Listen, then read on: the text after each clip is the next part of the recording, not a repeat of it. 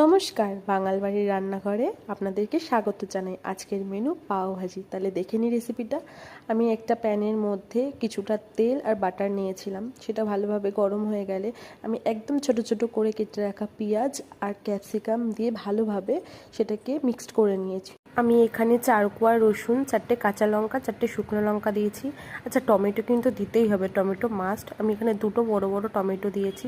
আর vegetable হিসাবে দিয়েছি আমি বিট, গাজর, সেটা বয়েল করা।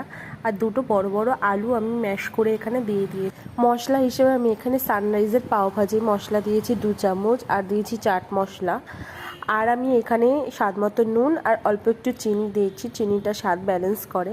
আর দিয়েছি কাশ্মীরি গুঁড়ো লঙ্কা কালারের জন্য।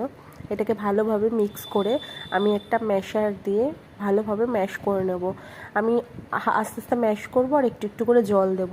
আমি ঠিক এইরকম টাইপের ঘনত্ব রাখতে চেয়েছি, তাই জল দিয়ে দিয়ে এরকম ঘনত্বের একটা ব্যাটার তৈরি করেছি। আপনাদের যেরকম ঘনত্ব পছন্দ সেরকম অনুযায়ী করুন। এটা একটু পাতলাও করা যায় আর মোটাও করা যায়। আমি এরকম টাইপের রেখেছি।